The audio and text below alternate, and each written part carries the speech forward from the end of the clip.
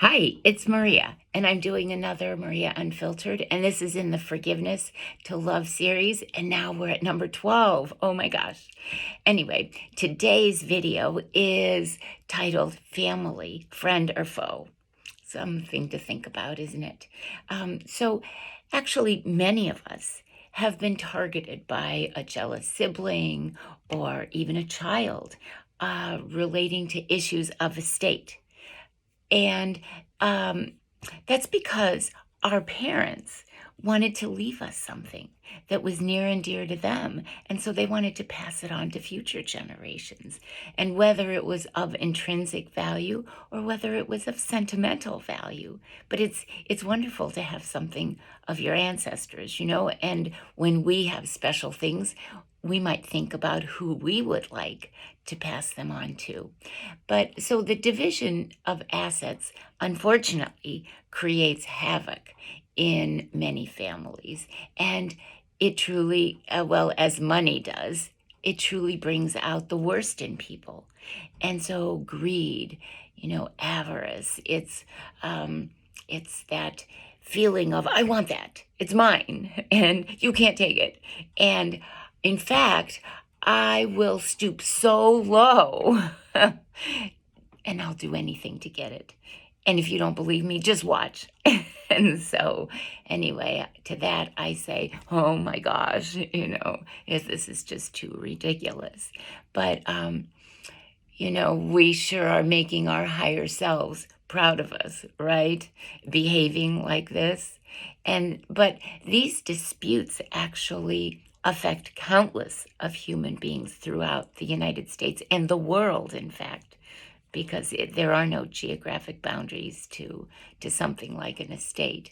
And so I disclosed, I think it was in number 1, that my father said he was going to divide my mother's jewelry in at Christmas time of 2010. And quite tragically, and most conveniently for the dark,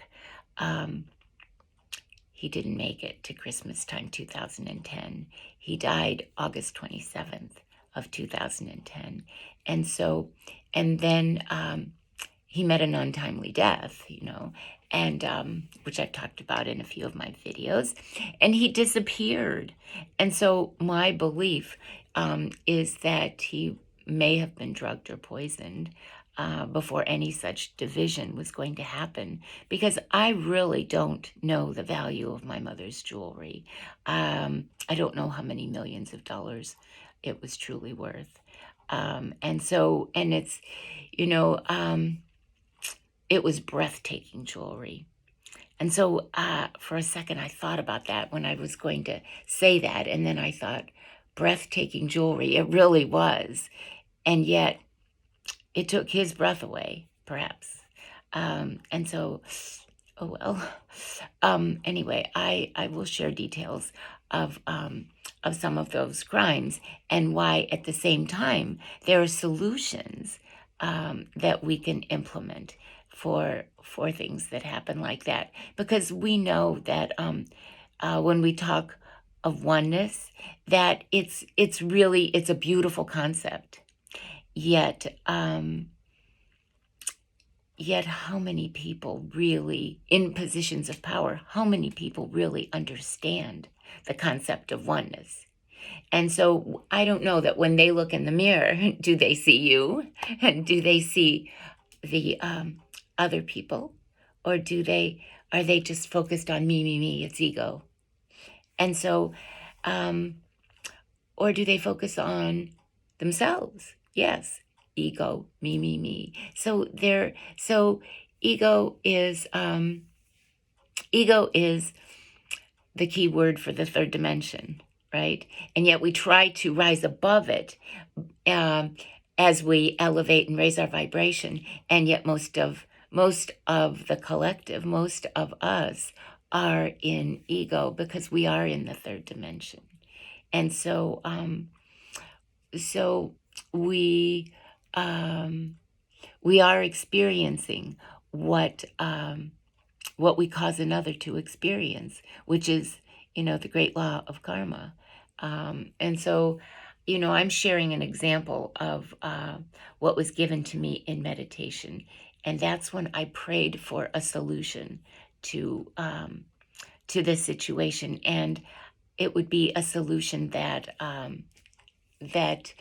most human beings could relate to, right? So, have you thought about what's the solution when people are doing all of this crazy stuff on the third dimension? Because our penal system obviously isn't working here, right?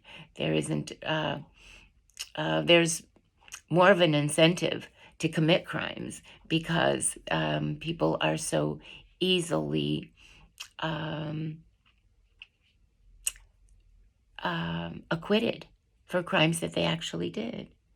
And so we can't, I don't want to talk about more idle chatter about second chances and things like that. And of course, we're to love others. But first and foremost, we're to love ourselves so that we can love others. And so in my life, these areas of contention and thieving these areas have been going on for more than 20 years. And they nearly destroyed me, as they nearly destroy many people. And so, I go back to Carl Bernstein, who of the Watergate fame. He said, "The Congress is a dysfunctional institution. It's broken. One of our three branches of government is broken." And so here you'll see that, in fact, the judicial branch is also broken, as is evidenced by all of the legal situations that I've mentioned, and as well as the legal machinations going on behind the scenes. And so, in terms of my parents' estate issues, I received no information on any of my communication to my sibling. I received no information on mail sent. I received no information on trust or will distribution, despite my sibling being the executor, so she totally abdicated her responsibilities. I received no information on the status of my home that she illegally seized and gave to my son. I received no information on the sale of my parents' condo that she illegally sold and gave proceeds to the ex. I received no information on my possessions stored in my parents' condo that I actually saw my things dumped outside in the condo parking lot with wide yellow and black tape, sectioning off that area as if it were like a murder scene, with an armed guard with a gun standing there around my things just in case I might want some of my own belongings, right? So I let everything go. I wasn't going to go argue with an armed guard there. So I presume that was a trap, for sure, for me to want to claim my things. And then my sibling would have me arrested. Just like when I wanted to stay while my mother was dying, and I wanted to stay and hold her hand and be close to her. At the assisted living facility, and yet the staff had said if I stay, my sister would call the police and have me arrested. And so, it's rather diabolical to go to that extreme and want a sibling of yours to you want to arrest your sibling. You want her to be incarcerated. You want her to be behind bars when she's not guilty of any crime at all. It's her things. You're the criminal. But again, it's the projection.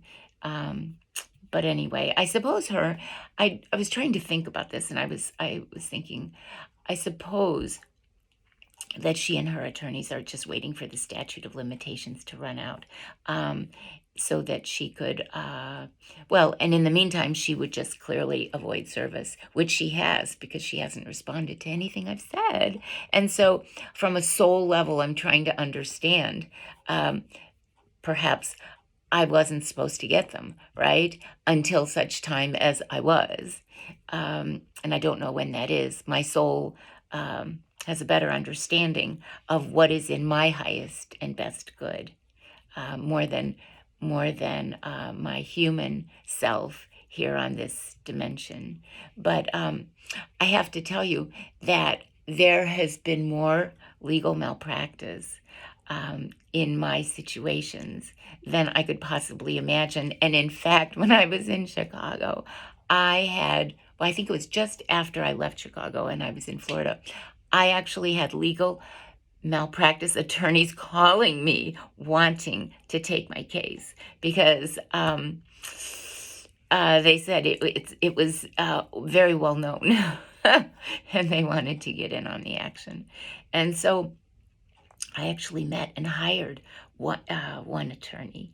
And when the ex had sued me for the defamation. And so this attorney came to the courtroom where the defamation trial was about to begin, and he stood by the door, and he looked ashen.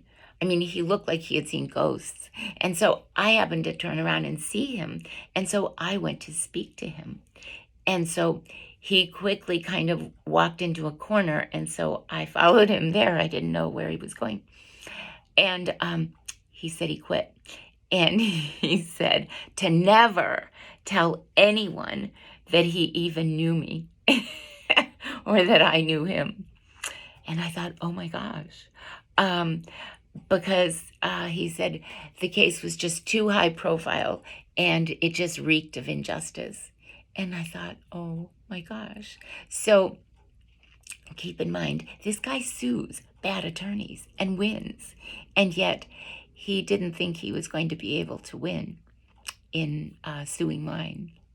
And so I don't know how many other people have sued attorneys for legal malpractice. I know that, doctors are sued for medical malpractice, but it's kind of like suing a doctor for medical malpractice, but it's almost like suing the doctor after the patient's died. It's a little late because the damage is done. And so we know that in every profession, records, and invoices can get edited. So who knows the truth about anything? I mean, really, be it white collar, blue collar, people are loath to testify against others in their field. Like contractors don't want to testify against other contractors.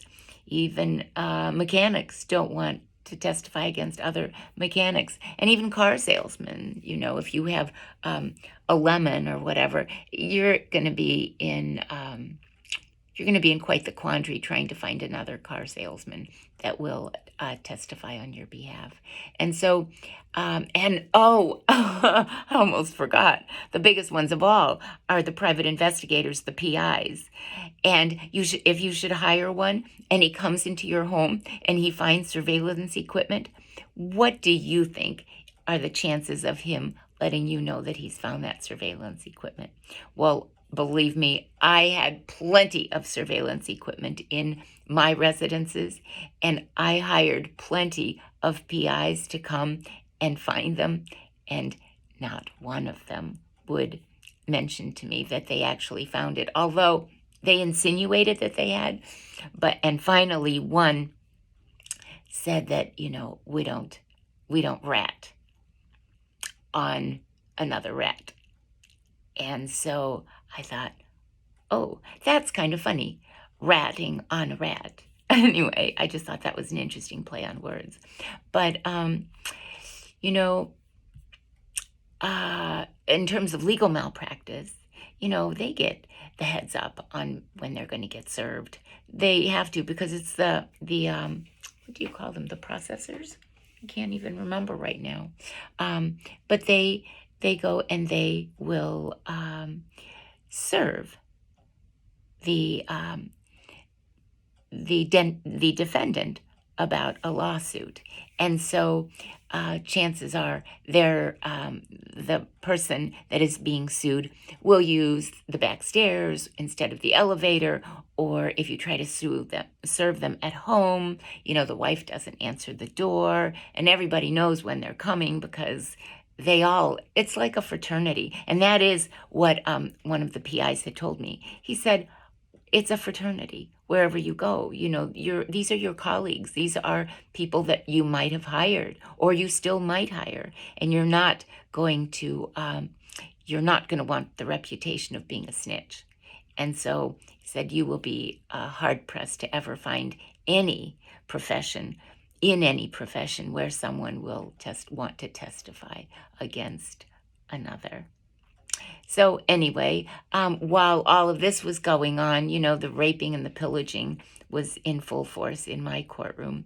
And so I thought, oh, they just want to drag it on forever because who's going to stop them, right? And so, attorneys can bury us in motions and pleadings and all kinds of things and many trials and hearings and, beyond our sensibilities. And so even if I loved everyone, and I did on some level, this is still my family. Do I trust them? Of course not.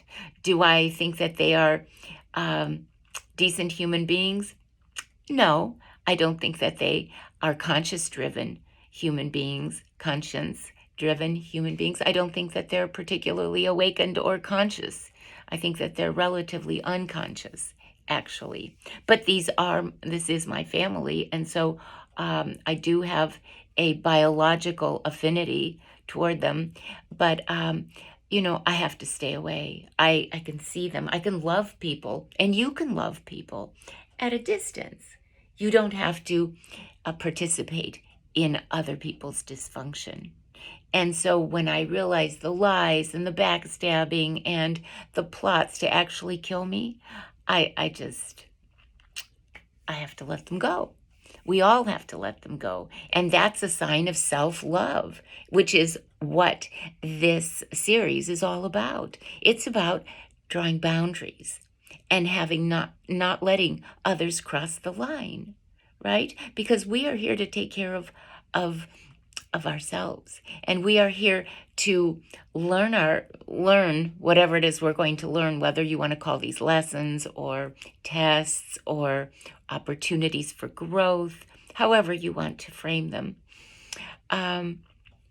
We have to understand that we are here to love ourselves, and we are here to forgive them for ourselves. As you forgive another, you're actually helping yourself. You're loving yourself. And so when you forgive others, you actually can then forgive yourself. Well, it's the other way around. You forgive yourself, and then you can forgive others. You love yourself, and then you are able to love others. Does that make sense? I think I kind of butchered it a little bit. But, think of it.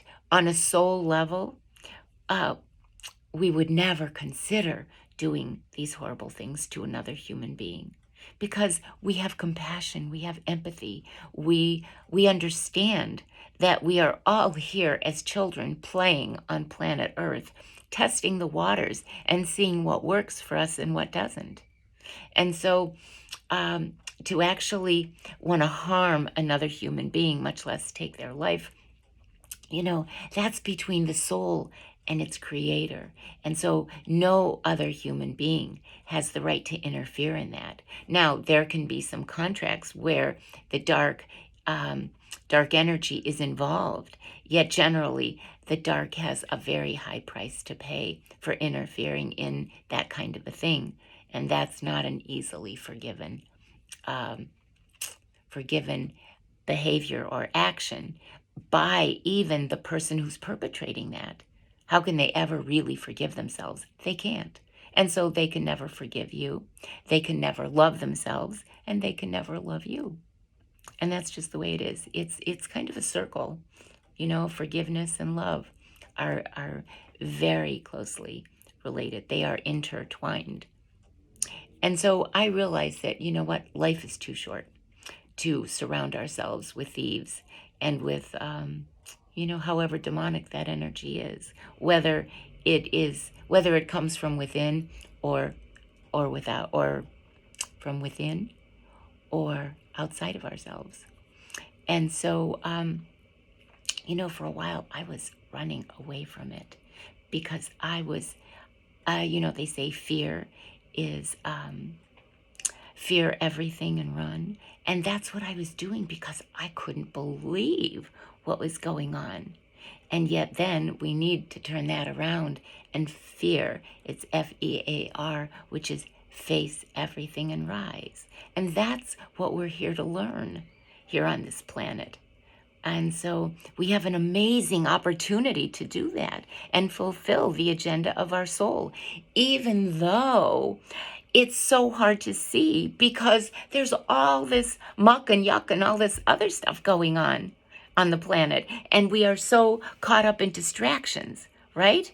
And so even when we talk about what our sibling does and the estate issues and things like that, those are all distractions to keep us from really connecting with our higher self and being the strongest version we can be. And yet when we can see those distractions for what they are, then we've really climbed the mountain, right? We're at the pinnacle. But that's the goal. It's not about the destination. It's about the journey. Because every day we are faced with different things that we are to overcome. And so, it sounds like you're thinking, oh, but you don't know my life, and you don't know my coworker, and you don't know my crazy narcissistic husband, and you don't know my insane mother-in-law, and you don't know this person and that person, and you don't know my health challenges and my financial crisis and all kinds of things, and my sexual abuse as a child and everything else. You're right, I don't know about that. But you know what? We all have challenges. Some are more dramatic than others. Absolutely, I totally agree with that. At the same time, the answer to overcoming that and becoming our best self is always the same. It's to forgive ourselves and to forgive others, and then to love ourselves and to love others. Doesn't mean that we have to participate in any way. In fact, it means we are not to participate. We are not to go there. The red flags are all over the place, right? Smack on the forehead. There's a red flag that says, stay away. It's in your best interest. Your angels do not want you participating in that. At the same time, you need to see it for what it is and to understand that these are wounded people and they're going through their own journey. It's their life path to overcome the addictions that they have, even the addictions to the demonic energies out there, and the addictions to criminal behavior, and their sex addictions, and their drug addictions, and their alcohol addictions, and all kinds of addictions, right? And so, it's all about learning to love. Ultimately, that's the bottom line. That's the key to Tut's tomb. That's the glory of being human. And so anyway, let's continue this on, I think we'll go to part 14 the next time. And so again, it's knowing who we are to create a life of joy and peace and contentment so that we can, if we choose, to have a life of smiles, laughter, and giggles, which is like my favorite saying. And so we're here to see everything with our eyes wide open, right? And when our eyes are wide open and we're not being buffaloed by anybody else, then our heart is wide open and we understand what this life here on planet Earth is all about. And so with that, I will check in with you again tomorrow. But in the meantime, I just want you to know that I really love you and I am so proud of you. And so I'll see you again soon. Okay? Mwah.